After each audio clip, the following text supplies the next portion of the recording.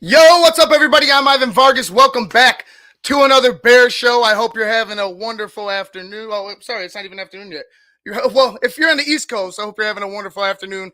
If you're in Chicago and on the West Coast, I hope it's a great morning for you. Before we get started, let's go ahead and like, share, and subscribe to the Tape Never Lies Network. Make sure you become a patron today if you are not.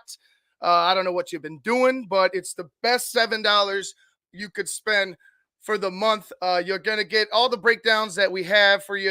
You have Draft Mob. Yeah, obviously Draft Mob is come to a end pretty much with the draft being one day away tomorrow. I can't believe I'm saying it now. I have goosebumps right now. I got butterflies in my stomach thinking about the draft tomorrow. Grown man Christmas is upon us, so I'm excited for it. I hope you are.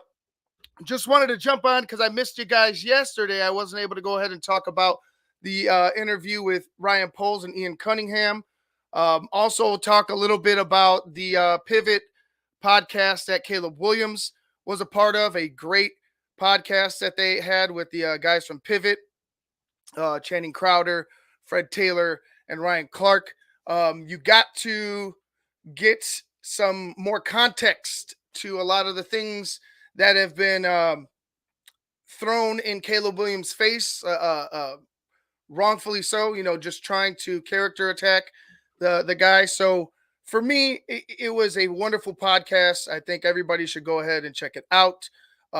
Again, we're also gonna hopefully we run into this 12 o'clock press conference with the Chicago Bears announcing new stadium plans for a dome stadium on the lakefront. I will be giving you my opinion on that. It might not be as bright and shiny as some of you might think, especially with me being from Chicago and knowing some of the ailments that Chicago is suffering right now and how much the taxpayers are hurting from paying for that monstrosity that they have already. So let me go ahead, and before we go any further on that topic, let's jump ahead into this Ryan Poles and Ian Cunningham interview. So you got to see a little bit of a pre-draft mindset to what the guys at the top are thinking about. So let's go ahead and get started with this interview. Here's Ryan Poles and Ian Cunningham from yesterday talking about the draft and the Chicago Bears. Just want to say there's an energy in this building this week with all the players coming back. They got back last Monday, so it's good to see some familiar faces. Get caught up with them, get to see some new faces, get to know them a little bit more. But that energy also is because of the draft this week, so we get a chance to add a few more players to this roster that we're excited about. Before we get going, I just want to say thank you. So bear with me a little bit, kind of like last year. Just first to Flus and the coaching staff. Obviously, we have a lot of new coaches, primarily on the offensive staff, but a couple on defense as well. They've been awesome through this process, through free agency, with all the evaluations we've asked them to watch or do, as well as our draft process. These guys have worked tirelessly, a lot of hours that have been put into this. So just want to say thank you to them. Our personnel staff, Alex, you made it. in particular Awesome. our college staff, Trey Koziel, Breck Ackley have done a tremendous job of really spearheading this whole thing. Can't thank them enough. Our college scouts as well, just all the hours that they put on the road. Ryan and I both have done it. The sacrifice that their families have to make for us in order for us to be put in this position to do what we're going to do this weekend. Just want to make sure that we say thank you to them for their work. With Flus and Ryan, their leadership, it's a collaborative approach. So it does take a village. We lean a lot on all of our football ops staff. First, just want to say thank you to our video and our IT with Darby, their crew, Mike, his crew. We make a lot of tweaks throughout the year. What up, Lawrence? One more day, buddy. Really One more day. That's right. Process a lot more efficient. Analytics with Krithy, Hubley, Andrea, with all the mock drafts and simulations we do, all the models, just the information in which they provide have been really helpful for us. Our medical staff, our trainers, Dre, Tim, our doctors, just providing us with the medical information in which we need. our performance team, when we bring guys in on 30 visits, just them giving us insight in terms of growth potential for the players. Just want to make sure to note them, our wellness team and engagement team, Carla, Andy, who's been great to get to know, along with Erica and Bryce. They do a lot for us, so I want to say thank you to them, as well as Tarp and Pete with all the security information in which they provide us. Kyle, Jay, George, Miles, it seems like they were in a triple threat position this whole off season, just with all the travel that we've had to do. They've had to pivot. They've been flexible. Just want to make sure we highlight them. And last but not least, Ashton Washington, our scouting coordinator, does an incredible job of keeping us organized and aligned, as well as our 3 scouting assistants, Keith Earl, Jake Ponikvar, and David Dudek. These guys juggle a lot. We've both been there. It's a tough job. It's a thankless job, but it's been really cool to see their growth this year. And they all have a bright future in this league. Awesome. Before I open up to questions, just also want to shout this guy out. I am blessed out of my socks to have him by my side through this process. Just especially when you reflect back to the first 2 years getting this thing off the ground. To have a guy like him, it's not a yes man that keeps me in line when I start getting off track. To keep our staff together when I get pulled in different directions. We wouldn't be where we are today if it wasn't for Ian as well, being there and being an unbelievable partner. So Thanks, man. Yeah. So we'll open up to questions. Ryan, you've had such a long process with this. Your pick is not contingent on what anyone else does. You have the top pick. You've talked throughout publicly as though Caleb is the plan. Are you set on making him your quarterback now? So unfortunately, it's one of those things I think everyone's got to tune in on Thursday to watch and figure it out. But I feel really good about our process and where we are and where we're headed. So, yeah, we know what we're going to do, but everyone's.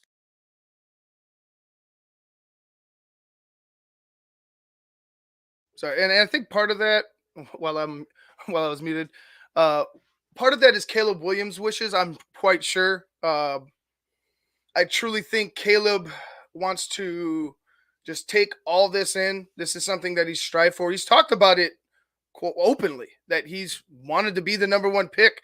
That's been his goal. So you finally reached one goal, right? You finally reached this point in your life. You've done all you could to, accomplish this. Take that in. And I'm not saying that, oh, this is it for him, or he has that mindset like, yeah, I made it. I'm number 1. There's going to be work yet to be done. But I feel like that, Caleb Williams and, Ryan Poles have an understanding that the kid just wants to kind of just be a kid one last time and take in this, accomplishment that he's had, and the Bears just reap the benefits of it. Guys, we actually have a special guest here with me, joining me this afternoon. I'm sure he's taking the whole week off to talk Bears. I only got tomorrow, but let me go ahead and bring him out. The smartest man, Shane Marsall. Yo, yeah, I'm officially on vacation mode now, Ivan, until next Tuesday. So I'll draft all the time. I figured I better take a little bit of time out of my day and stop in here. I just got back from the hospital, visited Phil there after he took quite a fucking beating in fight night last night from me. So I had to go check on my guy. So wanted to make sure that he was okay. He's all right. He's struggling. He's still eating soft food and doesn't really know where he is yet, but he'll bounce back.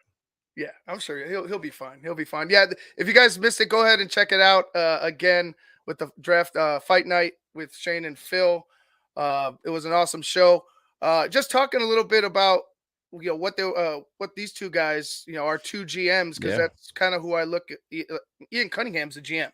He's an assistant here, but he's a GM, no doubt. And you see the the camaraderie, you see that brotherly love that these guys have. These guys have been working together, and it's like we've talked about it from the outside looking in, Shane. Yeah. But seeing them right there, this interaction here, you could tell these guys work well together, that they've been working hard to achieve what they've gotten so far.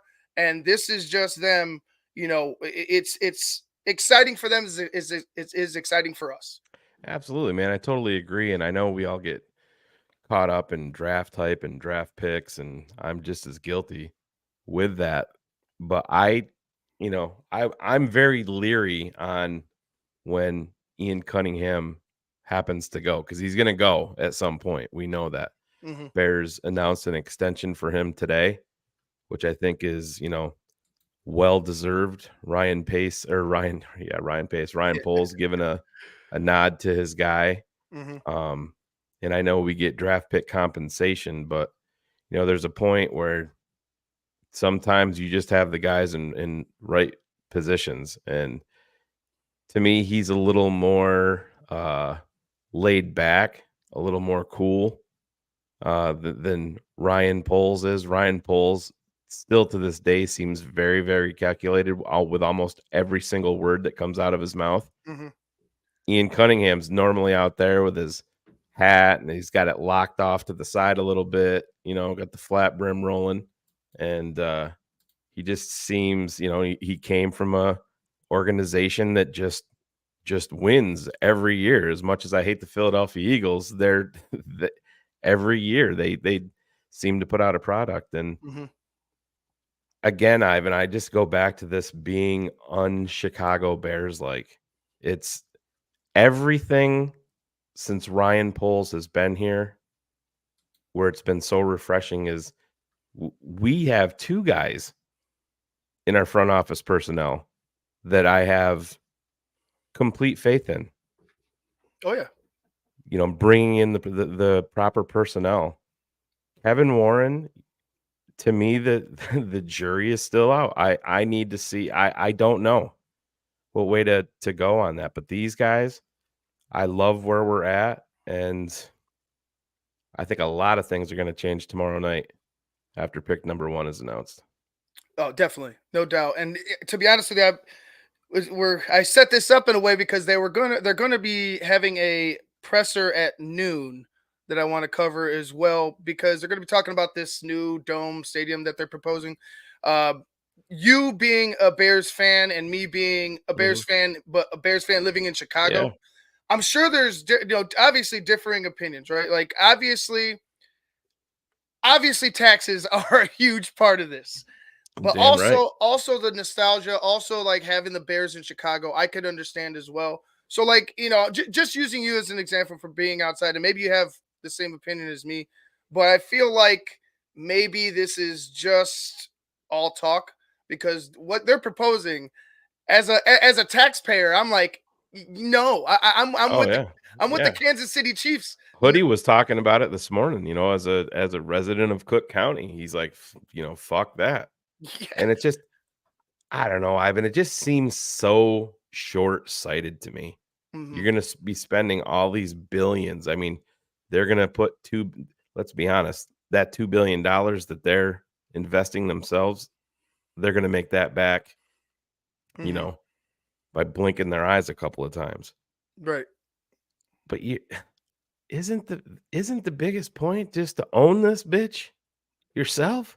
I mean, it Yeah. just seems so short-sighted. And then the parking issue, and essentially rerouting Lakeshore Drive, and putting things underneath the ground. And I don't know, man. It's just, we'll see. I get the aesthetic of having it on the lakefront and all of that, and I know that's a guy from New York speaking, and people can get offended by that, but I don't give a fuck. I want what's if the Bears can make a ton more money by being out in Arlington Heights and have paradise, Mhm. which makes way more sense to me. I don't understand, man. You already invested 200 million in this place. Tommy Waddle talked about it in Waddle's his spot with Cap and Jay Hood this morning. He's like, Right. guys, I drove by there just the other day, and he's like, you can't ask for a better plot of land for Mhm. whatever you want to do, and Mhm. you're so limited. putting this in the city in that footprint that's already there. It seems that's the thing that scares me is that seems like old Chicago Bears. It seems very short-sighted. And you and people that are going to be affected financially of it. I mean, let's be honest, man. You go to the fucking grocery store and you can't walk out of there without spending 125, 150 bucks. Mm-hmm. My son's 13 and he looks in the grocery cart and he's like, "What did you buy?" And I'm like, "Just this." Welcome to adulting, you know.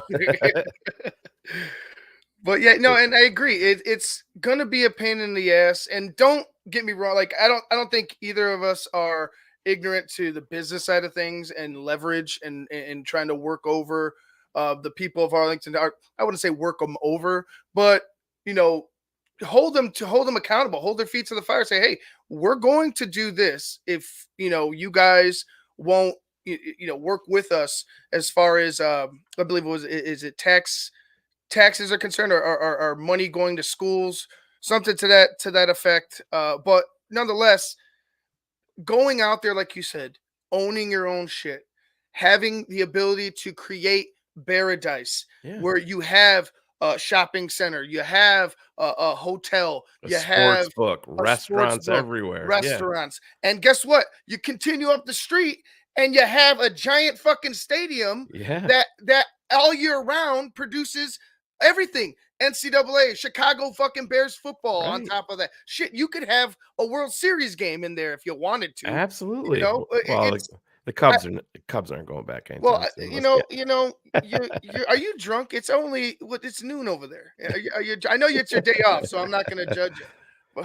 But no, I went into work early and I got done. So yeah, I was looking forward to it. But no, dude, I totally get it. It's just I don't, if you're an artist and somebody gives you a blank canvas, that's what you want. You want to put down on that canvas your thoughts and your ambitions and show what you feel. And if somebody gives you a canvas mhm. and 75% of it is already painted, you're not going to get your fucking point across. You're not going to show truly what you want to show. It just, you're in a limited footprint from Jump Street. And it seems like that part of it to me seems like the same old Bears. And I'm holding out hope, but there's a lot of people, man, that are saying, no, this is, that it won't even go to a referendum, that it's just essentially going to be fucking pushed through. And guess what, Ivan, here's your new fucking tax bill. No, dude, I want that to a vote. Yeah, This no, needs to be that's what on I'm a saying. fucking ballot. Like, and Kevin Warren, I know he's an ambitious dude, and I'm not gonna sit here and insult him because I don't think he's like some bad guy. Yeah, Well, I get this could be looked at as leverage, but if this is serious, if this is something that's real, I don't think this is something that he's looked to the Chicago taxpayer and asked, "Hey, right, is this right? Can we do this? Will you be happy with this?" Because as a Chicagoan and a Bears fan, right, I'll tell you, as a Bears fan, fuck no, because you right. screwed up the first time. Yeah, You screwed up the absolutely. first time. I don't want to jump. We kind of jumped the gun because I know they're going to have an interview in a minute. But I agree with Illinois Jones. If they do go to Arlington Heights, they should build a Bears Hall of Fame. Let's jump back into this 100%. interview with Ryan Poles and Ian Cunningham. Gonna have to wait till Thursday to go there. Well, don't screw. What were you doing about him when he came to Dallas and when you took him to Oh God. This is the best part, though. He's like, well, you're gonna have to wait till Couple years Thursday to find out, and then he talks about it Yeah. for the next 15 minutes. Yeah. I think it just confirmed a lot of the information that we got. There's a kind of testing where his football understanding is. That part, getting him with the coaches, that was a very positive interaction there. And then getting him with some of our players, that's important to us. We're in a really good place with our culture in our locker room.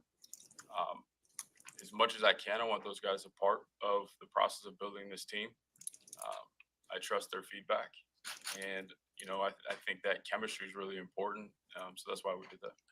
How did that dinner work specifically? Are you at a different table or are you across the room?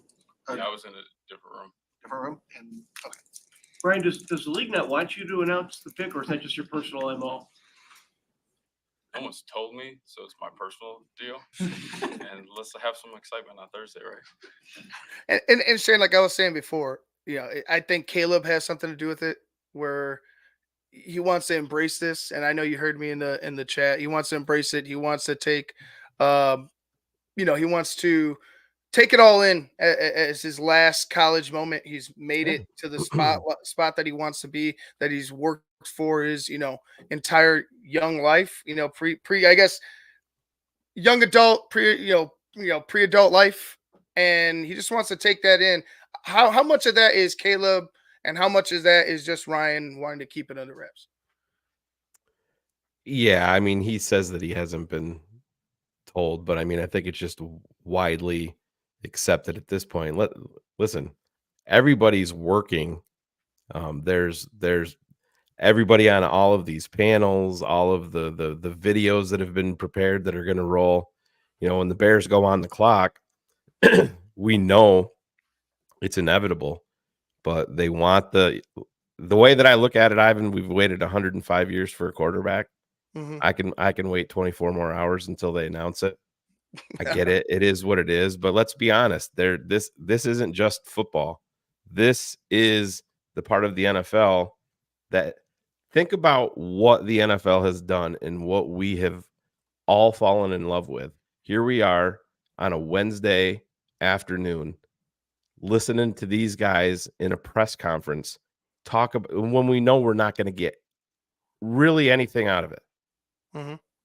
We're intoxicated by a grown man going up onto a stage with an envelope that says, we select this guy from this school, and we all lose our minds, and we're going to talk about it for the next 10 or 12 years. It's a born in Hollywood, really. That's the way that they've made this. So it's all about drama. It just happens to be that we have the pick, and it's a fucking given, and it is what it is, and we're all excited. I think ESPN and NFL Network, all of these guys are excited. We just know what it is, and I would do the same thing. I wouldn't say, if you were in Ryan Pohl's spot, would you go up there right now and just say, yeah, we're taking Caleb Williams? No. I'd play the fucking game too. Yeah, I would. you know what it reminds me of? Oh my gosh, McGinnis, Dave McGinnis. Oh yeah. Don't fucking say anything. Yeah. Like I'm good with that. I'm good with playing the game, like you said. Yeah, there's no upside in him coming out and saying, yeah, we're taking him. Guys, the gig is up. You caught me. We know he is. Just let it play out. Let's have some fun, and we'll see what happens. But yeah, I totally get it, man. Hey,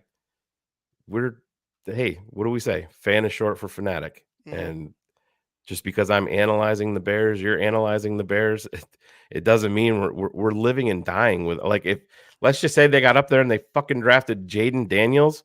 Somebody asked me what I would do, and I said, all you would hear is me ripping my TV off the fucking wall, and then the screen would go black because I'd end the fucking broadcast. Mm-hmm. That would be my reaction. I'd probably say go Bears at the end. Yeah. But or fuck the Bears. Yeah, I've said the same thing, similar things to certain people.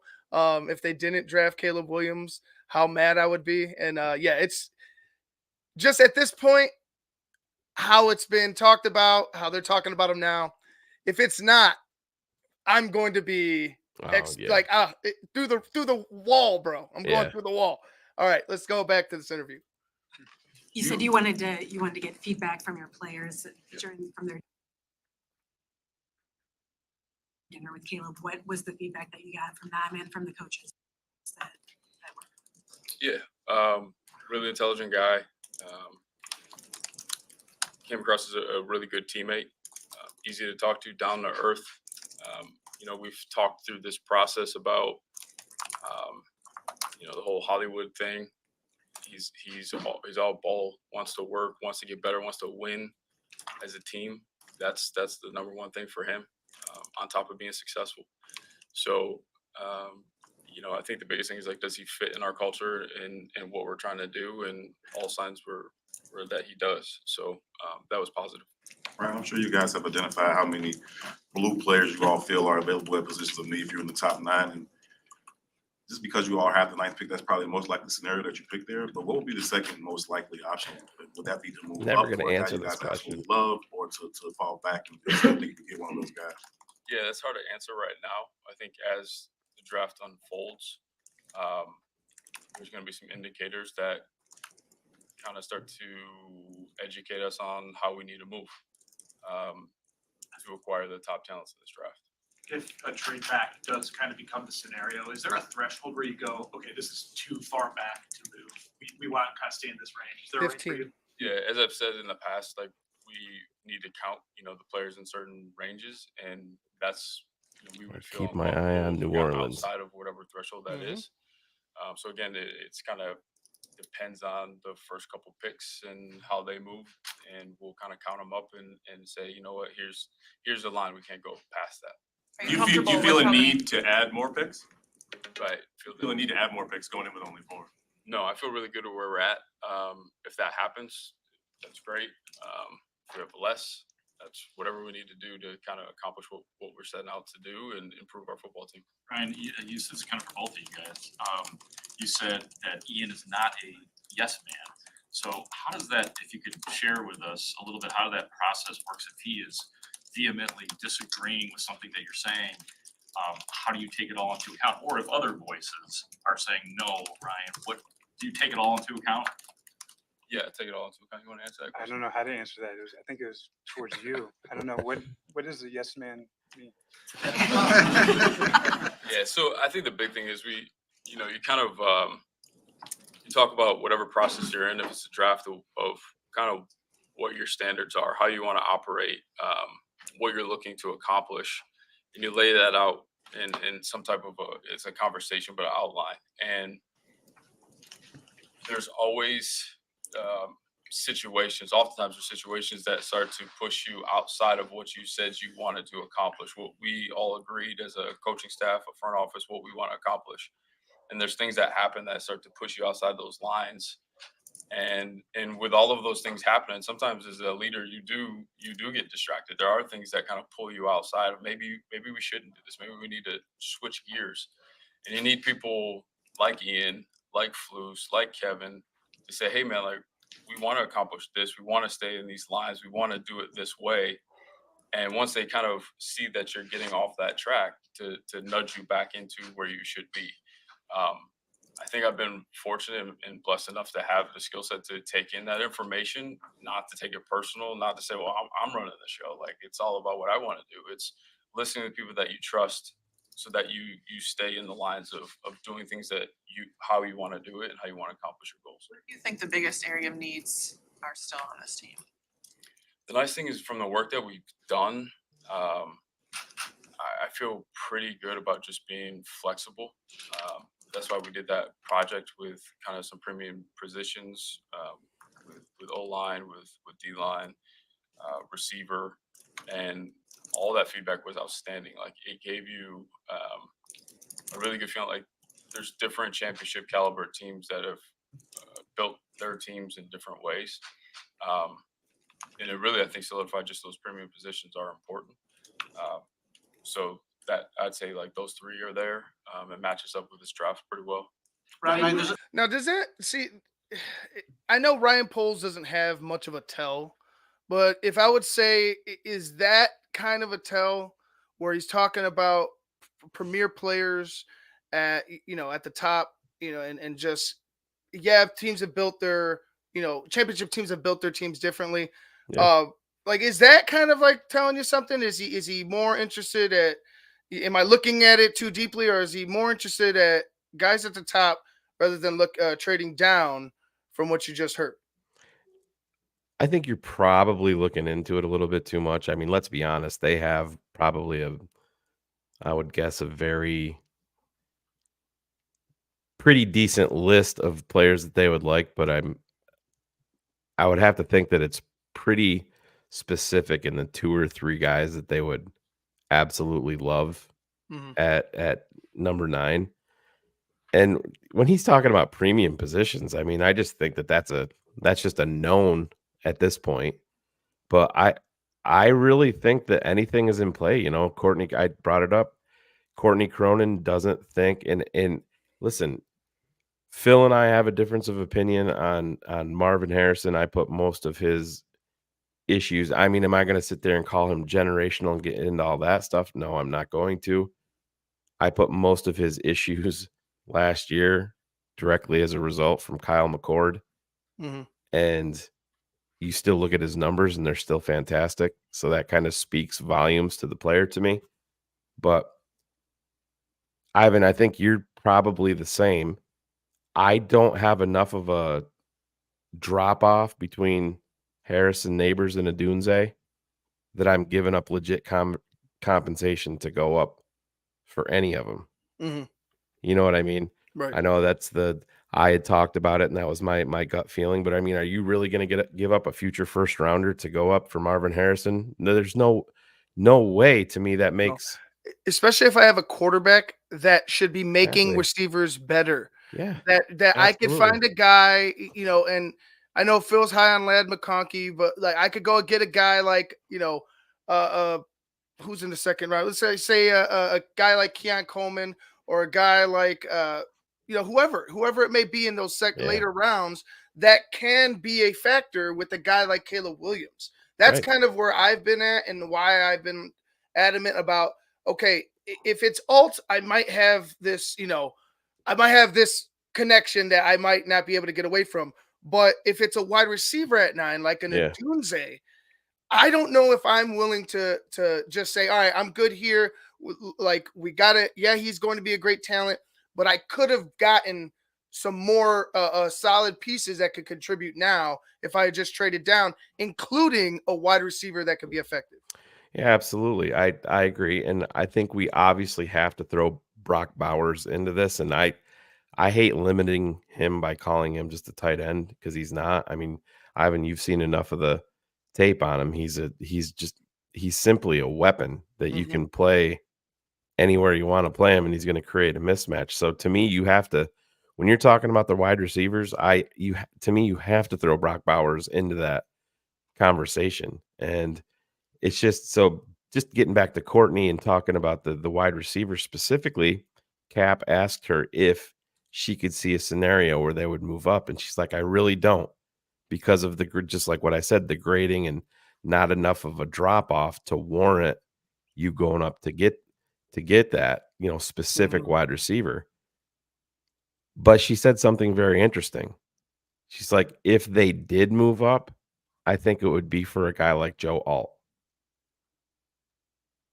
And to me, it's a wild card. So I listened to Rick Spielman, and he was doing a back and forth with Eric Galco yesterday. They were just ripping off picks, going back and forth of what they think the teams should do.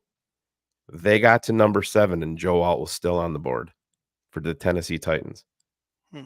And everybody has tied Joe Alt to either the Chargers or to the Titans. Well, in their scenario, the Chargers bounced out. They did a trade with Minnesota. Minnesota came up. I can't remember if they took Drake May or JJ McCarthy. Either or, it doesn't matter. Quarterback went. So that left Alt at 7 for Tennessee. They didn't take him. Mhm. They took JC Latham Hmm. at 7.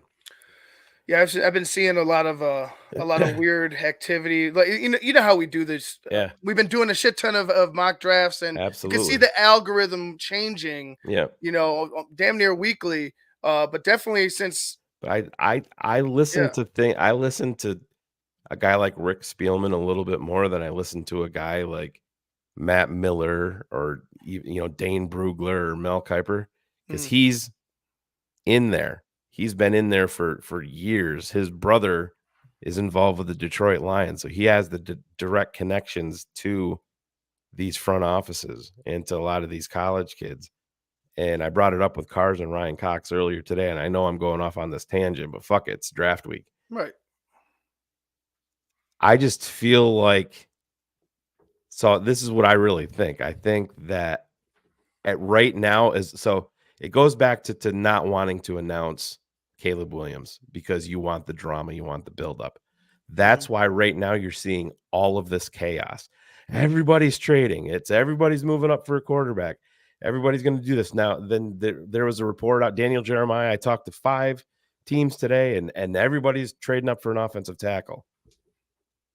And would you be shocked at all if we are all sitting here live on air Thursday night?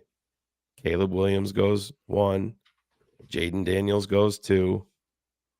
Let's just say JJ McCarthy goes 3, because I've heard that more than once to New England. Well, Then- even if it wasn't New England, whoever's trading up the 3 is probably taking. Right. JJ I McCarthy. think that they're sticking, but then Marvin to Arizona, like's been talked about forever. Mhm. Then you can see Minnesota or a team coming up to 5 for the other quarterback. Yeah. But then you're going back to chalk. Maybe it's Neighbors. Maybe it's a Dunze at 6 for the Giants. Then at 7, maybe 10. Listen, Tennessee, they signed Ridley and they have D-Hop. Neither one of those guys are young guys. And their head coach came from where? Didn't he come? He came from what, Cincy? I believe so. Yeah. And what is Cincy? Cincy likes weapons over offensive line. And they Right. have one of the best offensive line coaches in the history of the NFL, and Bill Callahan. He can work. Maybe he says, I like this kid a little bit later. Who knows? But I happen to think that this may end up going more chalk and it won't be all the chaos, Right. because I think that they want all the hype. I think that gets pushed out there a lot, especially on a day like today and the lead up to tomorrow. So, Yeah, no, I agree. Let's move forward. yeah.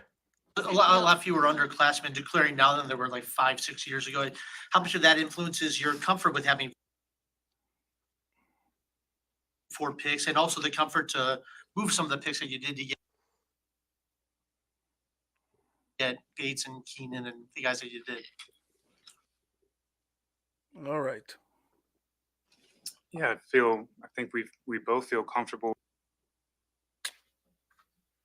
with how the board's set based off of the draft class. Each year is different, right? This year, I think there were, I want to say 58 juniors that declared. To your point, each year is different. So we kind of have to work in the constructs of this year with what we have given to us. How When do you you look all- back at the roster that you inherited and that first draft you had, and now here you are in a position where you feel really good about the way the roster is built. And what is the feeling heading into the draft, looking at what you've brought together so far? Yeah, like the job's never done, but we have had those conversations, and it does put a smile on your face in terms of the work that we've done. Like, I feel like we've done a good job getting the roster where it is. It makes me feel really fortunate about some of the things that happened to allow us to build the roster maybe a little bit more efficiently than if everything was kind of flat. So it's something to be proud of, but at the same time, the job's not done. I've talked about it before. On paper, it's on paper. Like, you got to play and you got to win games in this league. That's what it comes down to. But we have taken the time just for a second, not long, and we're proud of where we've come from. How do you all On that balance? subject, is the idea of having so few picks, how much does the strength of the current roster play into your comfort level with having that number of picks versus your first couple of years you needed a lot of picks? Yeah, things shift and change as you go along. It's gonna be hard to make this team now. It's gonna be really hard to make this team. That doesn't mean you don't want more shots later. We'll always welcome a lot of picks, but it doesn't force you to panic about the situation we're in right now with how many picks we have. So it fits our roster, but it also fits kind of like we just talked about, the current status of this draft, and then moving forward what next year looks like as well. When you evaluate your needs at defensive line, how do you weigh the impact of a defensive tackle versus an end? You said, different teams build it different ways. Was part of your evaluation at that position, okay, who did it by going inside first versus getting an edge rusher first? Yeah, we've talked about inside and outside. Both are multipliers. Generally speaking, I would say the inside guy has the shortest path to the quarterback. Mhm. So therefore, like if you have, and we both have lived with really good elite players that are in the inside, and it changes everything, and it opens up a lot for other teams as well. So yeah, having that interior rush is probably a preference when you have an outside guy. It makes it really difficult to scheme up.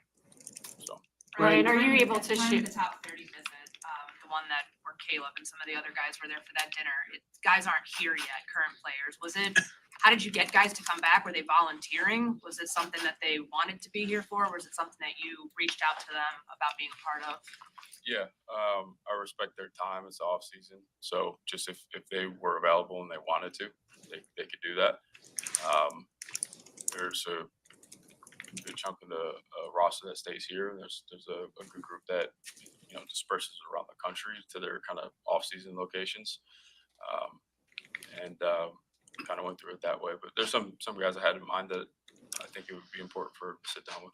Ryan, are you able to share how many first round grades that you guys have? And then I guess like Nope. how do you delineate when you use a top 10 pick outside of the first pick? What does that player have to use in order for you to use the 9th pick? Yeah, I mean, they got to impact the football team from a skill set standpoint, but we always are going to look at some key things when we talk about passion for the game. We talk about coachability, dependability, resilience. Those things are going to be consistent from the first overall pick to a 7th round draft pick. Like we want guys that have that. We have an indicator we put on their tag. We put a bear head on their tag because we call them the grizzly, the top bear. They have those traits. So we're always looking to hit those. And obviously the earlier, in the draft, you want to have those. The other thing too is, we had a good conversation with a Hall of Famer that is one of Ian's mentors. And he said, you want the guys in that first round to be the cover of your album. You want those to be the one where everyone can look to that player and be like, all right, what he's made of is what we all need to be a part of. So that's important as well. In the evaluation process, how do you balance a scenario where maybe you have an opportunity to get the third best prospect at one position versus getting the top prospect at another position? Say that one more time. Maybe you can get the third best receiver, maybe you can get the top defensive lineman on your board. How do you balance going about that process in terms of making that decision? Yeah, that'll come down to all the characteristics that we look like, the skill set, the whole person. We have this long process. Ian and I sit down. We actually sequence the board, 1 through whatever it is this year, 200, whatever. Could be less than that. And we sequence it to kind of sort that part out. So you work your stacks vertically, and then you work horizontal, and you work down the board that way. Caleb's been very open with his huge goals. Like, what's been your reaction when you've learned that he wants to compete with 8 Super Bowls and Tom Brady and all that stuff? Like, what's your reaction when you hear him say stuff like that? Yeah, I love it. I think we all should have huge goals. We have huge. Honestly, you should all fucking love it. I love it. Shane, I know you love it. This is that, and everybody mentions it, and I think about it all the time now. That Michael Jordan mentality, that Kobe, that Mamba mentality, that Jordan mentality. Some could say LeBron, but like I said, I have different opinions. But they're not different. They're not different than mine. Right. That killer instinct that I'm going to beat you. That pivot. Who's the last Chicago Bear that had that? Man, Mac, maybe. I don't know. But even then, I mean, you got to go back to those great defenses in the 2000s, or Briggs. You had Tillman, Mike Brown. But let's just make it easier. When's the last time we had that at quarterback? Oh, never. No, I don't. And I know there's probably mouth breathing people out there that are screaming Bear Don, Jimmy Mack. Yeah. As high for touchdown passes as a Chicago Bear, Ivan? What was that? I would say, let me guess. 19. No. 12. A little higher. Okay. 15. 15. That's our guy. Look, I love Jimmy Mack. Don't get me wrong, but Oh, I love him too, you but know, like, that's what yeah, I'm like, saying. Our fucking bar it's not low. It's on the fucking ground. right, exactly, exactly. I totally agree. And like I was saying, to have that, I want to beat you. You know, in that Pivot podcast, he was talking about him and Spencer Rattler, Yeah. right, and Yeah. how he was so pissed off, and you know, obviously he was a younger kid, a freshman, Yeah. but he was so pissed off because he thought he beat him out, and he thought he was better. Like Yeah. I'm all for that. You know, like he didn't quit on his team. He didn't trash talk Spencer Rattler. When his opportunity came, he took it and never gave it back. And Right. that's the guy that I want. That's the guy You that I'll be. goddamn right. Hitch your fucking wagon to a quarterback that wants to take you to where you want to fucking go.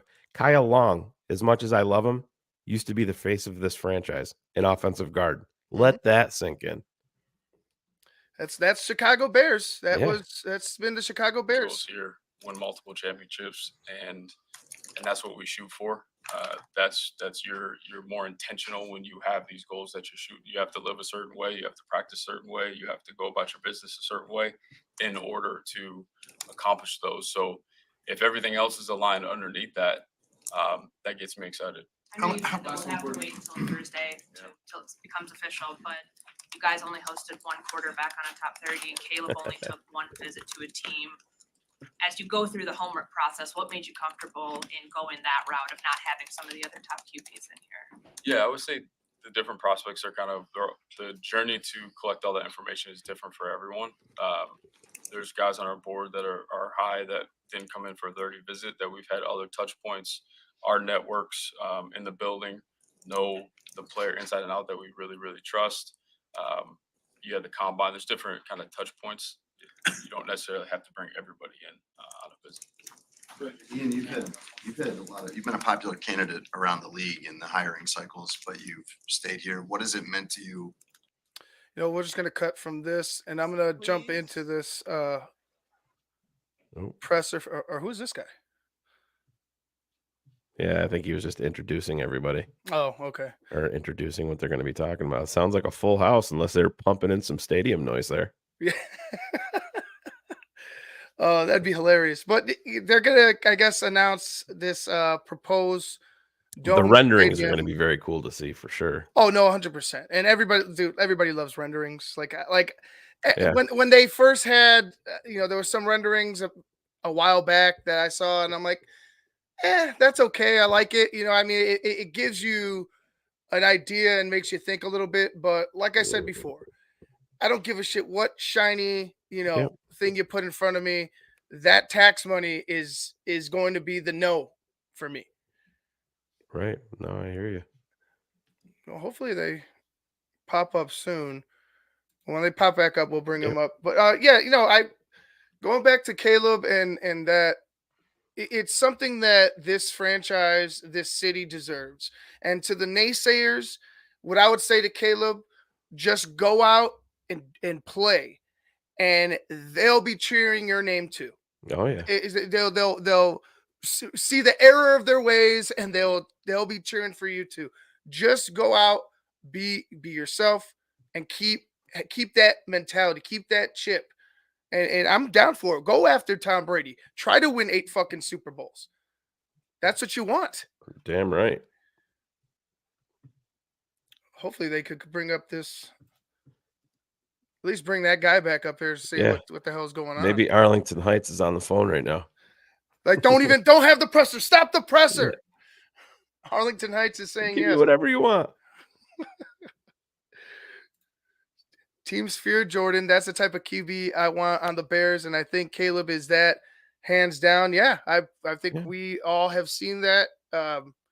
Also, like I was mentioning I mentioned the Pivot podcast. You got more detail into some of the stories that were thrown in Caleb's face that tried to smear his character, tried to doubt his love for the game, his his competitive edge. Some people doubt his manhood. Like, it's gotten to a point where it was ridiculous. And like I was saying before, Shane, like I just go out there and show them. because Yep. I could see it, you could see it, Phil sees it, a bunch of us, all of us pretty much. I feel like at TTNL there might be some, stragglers here and there, but that's okay. See it. I just want. I can't wait, and I hope he just shuts everybody up.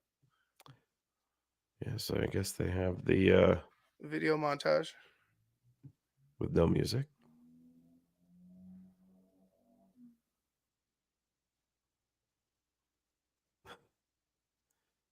All right, let's get to the stadium proposal. We're I good. know.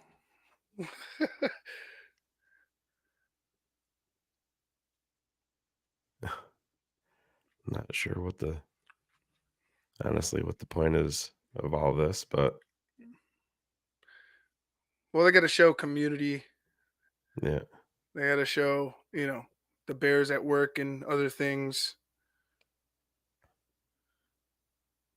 Paralympics. must be the music wasn't in the budget. Not that you didn't look, but are you sure you didn't hit the? I don't think so. No, it's being shared audio. Huh. That's weird. Yeah. So we got a video montage with no music Yeah. from the Chicago Bears as we await this press conference to discuss the new proposed dome stadium on the lakefront. Me and Shane have been talking about it before. We've talked about the issues of tax dollars. We talked about the mistake on the lake that they've had before, and how the city is still paying for that. I love the ambition of Kevin Warren. Like I said, I don't think he's a like some evil, evil, Right. professor or something like that. But I truly hope that this is just a leverage play and not something that they are going to push forward without the voice and the vote of the people, because I feel like this is something that can be handled wrongfully so in the middle of the night in the dark. You know what I'm saying? Like behind closed doors, because that's Illinois, that's Chicago. At this point, with where Chicago is, the struggles that it's had so far, it's something that I don't see as a responsible or reasonable thing to bring to the city of Chicago. You had George Lucas offering to pay his own out of his own pocket Yeah. for a museum, a Lucas museum, Star Wars museum, whatever he's going to put in there. They, obviously friends of the park, that mafia that they are, decided that they're going to nip that in the bud. What do you think that is going to happen when it comes to this? And if they do push forward with it, how can you justify saying no to one thing and then coming over here and saying Right. yes to this without asking the taxpayer? It's just that seems to be Yeah. just Chicago politics. I'd hope that Kevin Warren isn't a politician and he isn't just blowing smoke up our ass. I hope this is just leverage, but I don't think that this is a smart thing to do for the city of Chicago. Yeah, like I said, I don't need to rehash it again. I just think it seems very short-sighted to me. Mhm. But we'll see how it goes. But yeah, there's Scottish Bear said he checked the chicagobears.com and there's no audio. I was on that too, and just my assumption is here it's 1 East. Was it noon Central? Is that what time it was scheduled for? Yeah, it's noon. It's noon right now, so Yeah. I guarantee you they're walking up to the podium or getting settled in, or Yeah. I don't know. I don't know what they do to get ready for Definitely need some more pictures of Staley Bear and Larry Mayer. it. More Mongo though. Yeah. Need some more Mongo. Oh, here we go.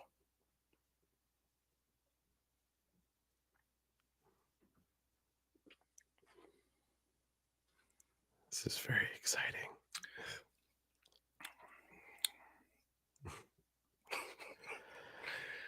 Oh man, come All right, on. bring the pictures back. Yeah, really. I Oh, there agree. you go. You asked and you received. I hope it's leverage. No way you hook up with Reinsdorf. Yeah, I definitely don't want them hitching their wagon to anything that Reinsdorf is doing right now. because it just seems to me that Jerry Reinsdorf is in his own world. As much as I hate as much as I don't like the White Sox as a Cubs fan, I can't say I hate them because, it'll be, if they disappeared, it would be like a part of me left in a way. It's just in a weird Right. way. You don't have that rival, but I think this guy would just end up screwing the Bears over, screwing the city over, and it wouldn't be done well. Do you want some major breaking Chicago Bears NFL draft news? I would love to hear it. Patrick Finley just tweeted out Caleb Williams will paint his right pinky nail silver for Thursday's NFL draft. It'll match the outfits worn by he and his girlfriend. Yeah. So Here we go. here we go. Pull the okey doke. Okie doke. Did he just leave a note? He just left a note on the podium that says Arlington Heights, no matter what.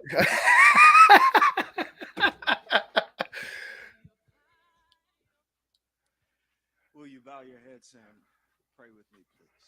So low. Gracious God in heaven, we thank you for today, a day that our city desperately needs your help with. We thank you because this is the day that you have made. I don't know. So we're going to rejoice and be glad in No it. comment. We need your help today. Thought this was a as stadium we make proposal. progress, and I want to thank you for our mayor raising up a young man with such a significant heart for our city. Thank you for the McCaskey family. Thank you for Brett Kevin. And now we thank you for all of the people who will benefit by the Bears staying in Chicago. I don't know that you play football, but I am asking you to help us. I'm going to go get that second job now, Ivan. Help us. See, get your cheese. Help us to get a Super Bowl here. Help us to play in the Super Bowl. And bring Can we back just, the 1985 I mean, World I don't need any of this. I'm sorry. You grill me if you want. This is nonsense. And a more serious This note for all the people who It's will nonsense. thrive This is actually quite and come embarrassing. to experience significant family memories here. We give you glory and thanks. And if I've asked you for too little, I pray you do something even bigger than what I just asked you for. In your precious name, let the church say amen. I don't think God cares about what this stadium proposal is. I know it is, Yeah. but I don't know. Once he started talking Bears, I was like, you could have just ended it, bro.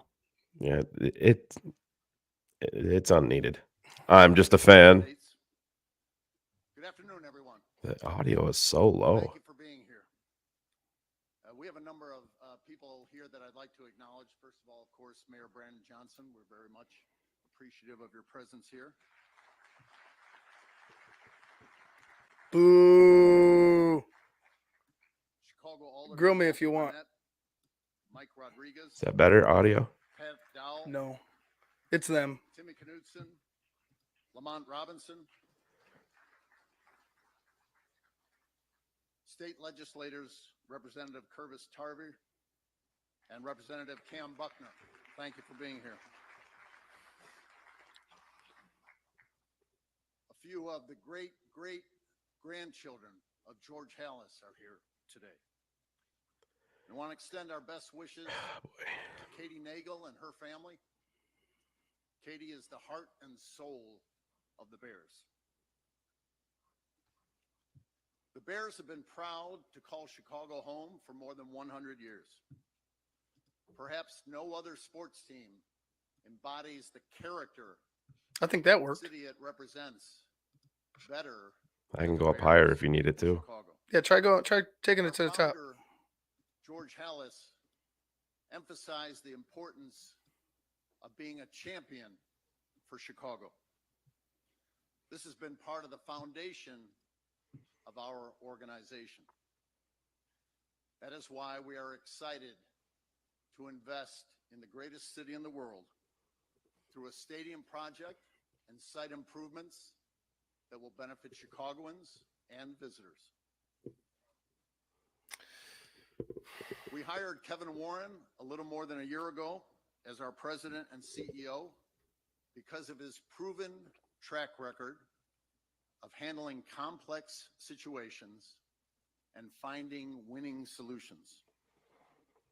He began by listening and building relationships with our football people, our staff, Bears fans, elected officials, and key stakeholders in our stadium search. Kevin's approach led to success with US Bank Stadium in Minneapolis. That stadium was delivered under budget, was paid off 20 years early, and is regarded as one of the top venues in the world. Kevin and the team he has assembled will put Chicago in a position to have similar results. I thank Kevin for his leadership and invite him to the podium now to share with you the progress that we have made and what it can mean for our great city, the region, and the state. Kevin.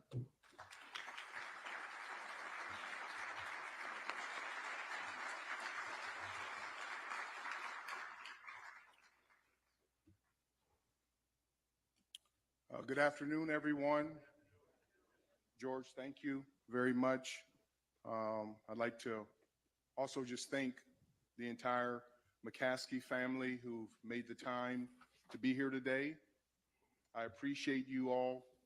I love you, and I'm grateful for the opportunity to lead this franchise. Is embarrassing. We're here today. This is an incredibly, incredibly special day for the Chicago Bears, for the city of Chicago, for the state of Illinois, for our players, for our coaches, for our staff members, for the alumni, and for our incredible Chicago Bear fans. You putting the for sale sign out yet, Ivan? Today is about I was like, this is done. And one of the things that I'm most excited about today is the fact that this shows that in this city, we have the intellectual capabilities, we have the heart, we have the passion, we have the foresight, we have the wisdom, we have the vision to do big things. It takes individuals in this room, ownership, leadership, elected officials to dream big, to know what this city needs at this point in time. This is not an easy project, but Chicago doesn't like it easy. See, this is We like to do the difficult things. Yeah. We like to do the things that resonate with people for generations to come. It's time Blue for us collar. to do something special. Blue collar is going to come together. up next. Oh yeah. You'll hear a detailed presentation today, and there will be many people, whether I you're like here how he says today we, but or he's born in watching Phoenix, online or listening Arizona. on the radio or reading the newspapers, that may have questions. We expect that, but we embrace that. But I'm confident with the individuals in this room, in this city, our ownership, our elected officials, Mayor Johnson, individuals at the Chicago Bears, that we can come together to show the future generations that people can work together, that we can be collaborative, that we can figure things out together, that we can create win-win-win situations. So that's why I'm excited today. And as George mentioned, I started at the Bears on April 17th of last year. It has been the most enjoyable professional year. It's of my pretty close to life. tax day, by the way, Ivan. The only disappointment I 17th. have is that it went so quickly. But I've loved every single moment of it. I look out in the crowd, there's so many faces that a year ago I didn't know. I'd heard about you, I had read about you, but didn't know you. And there are a couple elements that really articulate what Chicago is about. The food is the best in the world. It has nothing to do with the stadium. This museum campus is the most attractive footprint in the world. We have a beautiful lake you can swim in. We have beaches, the architecture of downtown. All of those different things are what make Chicago special. But the most important element about Chicago that makes Chicago special. People. Oh my God. I Oh, told there you. you go. There you I've been go. fortunate to meet some incredible people during my last year with the Bears, and I've lived here since 2019. Shane called so it. For the last 5 years, they've changed my life. They've changed the life of my family. They've welcomed me into their family. And I really understand. Who are these Chicagoans that speak for all Chicagoans that you met? When I was interviewing for this job, Drew Black. See his I bought comment? tickets online. I lived in Chicago all my 31 years, and I've maybe swam in the nastiest. And I walked into the stadium. It was a very, very breezy day here. It was when we were playing the Eagles. And one of the things that resonated with me was the passion. We lost, by the way. We They did. love the Bears. And so I'm going to set forth a challenge. We need to decide who we are and where we want to go together. Who we are and where we want to go together. And I am confident after you see the presentation today, after we continue to communicate with you, answer all of your Financially. questions, Financially. that you will Right. recognize that we are the organization that George Hallis dreamt that we would become. Hardworking, honorable, Blue collar? with integrity, transparent, What's coming? forward-thinking, wise. He's just saying words, bro. collaborative. Oh my God, this is wild. So as we walk through today, that I will look forward to answering questions at the end.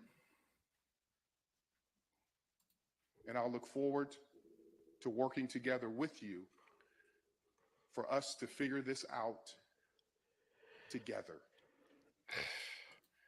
Together. For us, You're all going to be living together in a fucking bungalow because nobody's going to be able to afford it. Yeah, not in my bungalow, I'll tell you that. together. So no, With that, at pause this it for point in 1 time, I second, would Shane. like Pause it for to 1 second. I'm sorry. invite Just my favorite mayor, Mayor Brandon Johnson, the mayor of Chicago, to the podium to say a few words. Thank you, and let's have a great day. before we get to Brandon, can you pause it or no? Yeah. Yeah, before we get to Mayor Do me a Brandon favor, keep Johnson. clapping for Kevin Warren. Before you see this charlatan come up to the mic, you got to understand Kevin Warren. We're not like as Chicagoans. We're fucking pissed. Like there's Chicagoans that are ready to go after this man's job, and it just seems to me that they're more willing to look over all the neglect that the city has had over the past 15 to 20 years, all the I guess downsizing, if you want to call it, by Chicago's business side, their private business side. We have stores closing left and right. You have businesses leaving certain areas of the city. People don't want to work in certain areas of the city. There needs to be a focus on Chicago and not necessarily the things that are going to bring in outside dollars. There's no investment in the people right now. It just sounds to me that this is an investment in Mayor Brandon Johnson and to save his political career. And in my eyes, it's a push for Kevin Warren to hop into politics later on in life, later on in his career. I don't know. That's just me.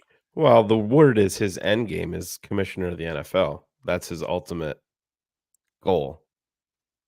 That's been talked about numerous times. But Ivan, I think that the part that you said, and like I said, I don't like I don't like talking politics. I'll be 100% honest. and I want to stick to football, but Right. just to make it political a little bit. And again, I tend to look at things a little bit differently than like Phil's always looking at things through the lens of a coach. I look at things through the lens of like a GM, just a broader scope.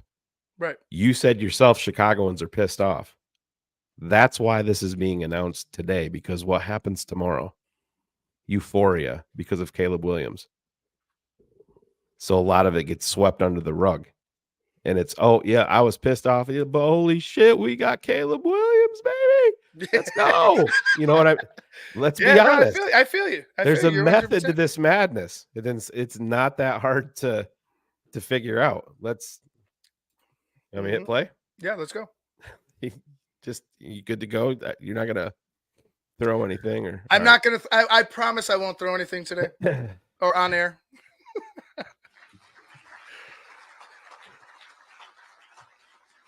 You know, you have someone pretty special. I don't know if you've had a chance to witness a Bears game with Kevin Warren. There's this incredible no wins. Display. No wins. Seen lots of games. Incredible food that he talks about in Chicago, and he loves this city and loves people so much that he sets out days in the week where he actually fasts and prays. And as someone who was deeply tethered to faith, I appreciate Guys sound you like and I honor 20-year-olds at the bar just trying to take somebody home. Say whatever you need to say. That's Seal the exactly deal. that's exactly how I see it. For the city of Chicago. It really is. And as a lifelong Bears fan, it is an honor to be here to celebrate the Bears' commitment to remaining the Chicago Bears. They're going to be Chicago and Arlington too, Mayor. That's how I it really want to works. thank the McCaskey family, and the entire Bears organization for betting on Chicago and announcing one of the largest private investments in our city's history. I also want to thank the members of my administration who have worked collaboratively with the Bears over the past several months to center Chicago and Chicagoans in the plans that are being announced today. My team upheld my clear criteria. For any new development project at the lakefront, we required real private investment, real public use, and real economic participation for the entire city. And today's announcement delivers on all three. The Bears are a historic franchise, we all know. The incredible legends, Dick Butkus and Mike Ditka, Walter Payton, Mike Singletary, Did you just call him Brian Ditka? Urlacher, Devin Hester. Buttka or Dick. All of these Ditka? individuals have thrilled Ditka? Chicagoans for generations now. And like many of us that are in this room today, this is a very personal day for us because the Bears, they're our team. And many of us grew up with the Super Bowl shuffle, pretending to be cry? the monsters of the Midway, and raising a family. I can tell you this, Kevin, your leadership is important because my oldest son, and no pressure, Chicago Bears, but he has seen a Cubs World Series, a black president, and his father become mayor of the city of Chicago. We're going to see a Super Bowl in the city of Chicago, and it's going to be our team playing. And don't forget, we have good hot dogs. Let's get this bitch built. That's what I'm saying. Shannon knows what I'm talking So as about. we stand here today, this historic announcement. Yeah. Let's get this It bitch is worth remembering how different things were just a year ago, though. A year ago, Kevin Warren was not the president of the Bears, and I was not the mayor of the city of Chicago. Don't worry, The Bears Israel. were reportedly. I won't be here. as good I as won't be here very long. In fact, I think I was the only mayoral candidate who expressed the willingness Have to move to even try to Wallingford, keep him in Connecticut. Chicago. Wallingford, Connecticut, with my boy. And now here it is a year later.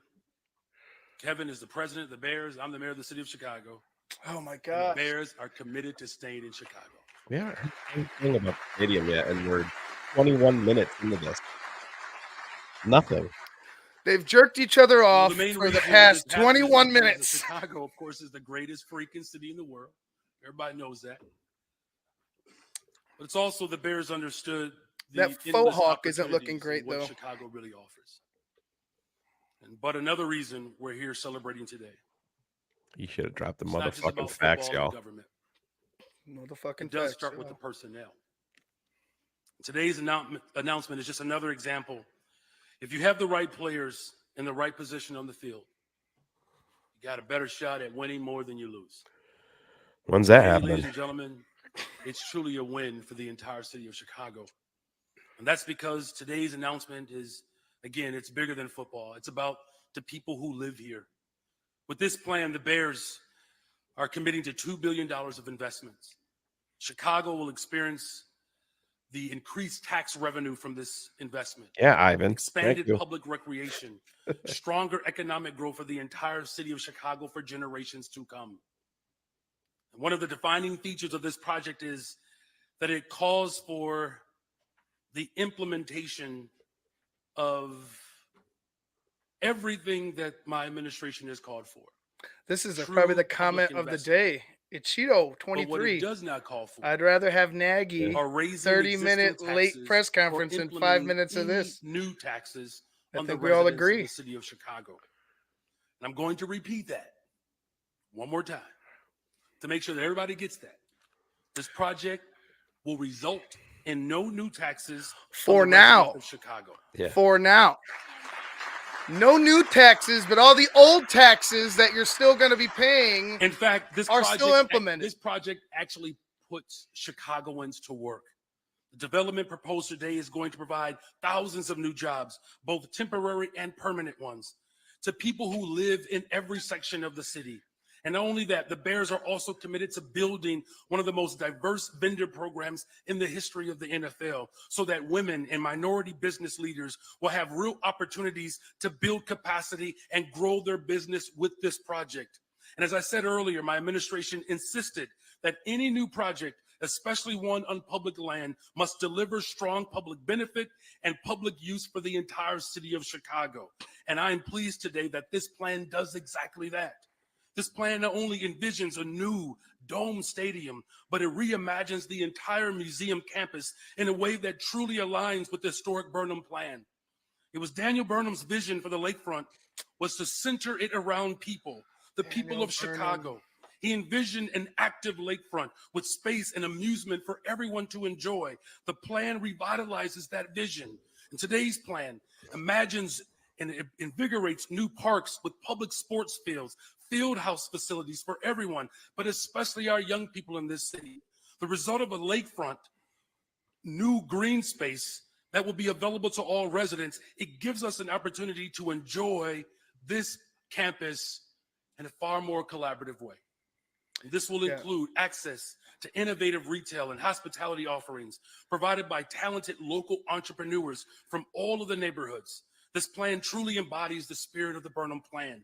We hope to use this new stadium to host several year-round events, including Chicago Public School championships, graduations, major concerts, Final Fours, Big Ten championships. My next inauguration, I don't know, we just keep adding to it. Oh boy. Oh my God. This is the entire All of these year-round attractions, the city of Chicago reason, bro. will generate significant new revenue that will support my commitment to invest in people to build a better, stronger, safer Chicago. And that means more revenue for mental health clinics, youth jobs, housing, investments in our community violence interrupters. Simply put, this is going to reinvigorate the entire city of Chicago. It will be the crown jewel of the city of Chicago. And with this new project, we are showing the world what Chicago is capable of. This world-class city gets to demonstrate itself over and over and over again. And why not the Bears? And as a Chicagoan, as a Bears fan, I'm proud to be up here today. President Kevin Warren and the entire Bears organization, thank you for believing in Chicago. Thank you for believing in my administration. Shane, can you pause Thank it you real quick? all for being a part of this amazing and Now that you've heard that load of shit, like I said, charlatan doesn't even begin for me, like with Mayor Johnson, but nonetheless, ego, yes, the ego is huge in this room right now. I don't I don't know what Mayor Brandon Johnson is expecting, and actually, I do know, and I've mentioned it before. This is a huge step. This is the thing Mayor Johnson has to do in his mind in order to maintain his seat as mayor come next election, because Mayor Johnson is not polling well with Chicagoans. Mayor Johnson is not, and like I said, I don't like to make it political, but this is the truth. Chicagoans don't like Mayor Johnson and what he's been doing and how he's been handling the city of Chicago, regardless of what Mayor Johnson's ego tells him. So this is a huge jump for Mayor Johnson. He needs to nail this and knock it out of the park and make sure that this goes through. So I say again, I think with a huge project like this, it should go to the vote, and the people in this of the city of Chicago should decide whether their taxes are going to get shot through the fucking roof because of what the Chicago Bears and Mayor Johnson decide to do on this proposal that, in my eyes, could go rogue at any time. Do you want to see? I know we're kind of skipping ahead, but Mhm. we can. Do you want to see the video proposal of the proposed stadium that you're going to be paying for? I mean, it's going to be your stadium, Oh, yeah. Ivan. I'm Don't ready. forget that. You're Yeah. gonna have unlimited access. I don't know where this is going. Oh, no. This is the actual thing. They just Oh, this released is it it? on Okay. ChicagoBears.com. Yeah, let me grab it here, because I mean, it's going to be better than listening to all of the. Yeah, I can't. That was very.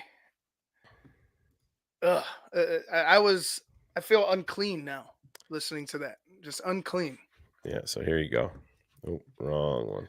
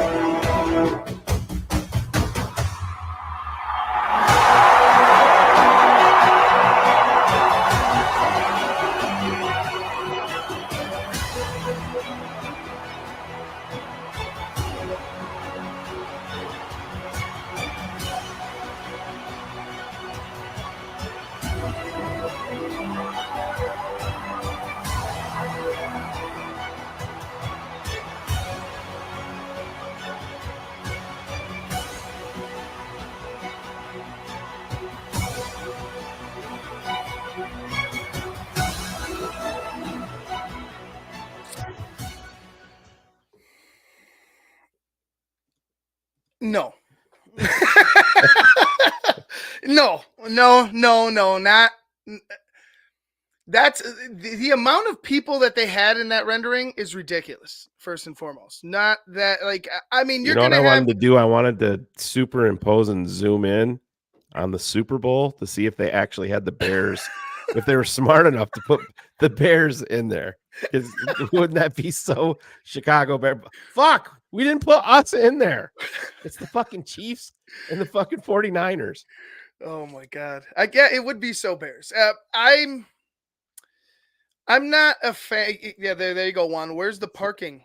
That's Underground. exactly underground. Yeah, they're gonna tunnel underground and they're gonna build. Supposedly, there's supposed to be a bunch of underground parking where the current Soldier Field is. There is a bunch of underground parking there. The But thing it's is supposed that to they're be gonna tear it expanded, yeah. out. They're gonna Yeah. tear it out and build this whole park. Which the park look having a park between the pillars and everything like that. That's Soldier Field was meant to be for the public. So Sure. having that, I think that's cool. You're gonna own it, bro. It's yours. Looking at the stadium. Yeah, fuck. looking at the stadium and thinking about parking and thinking about still the walk.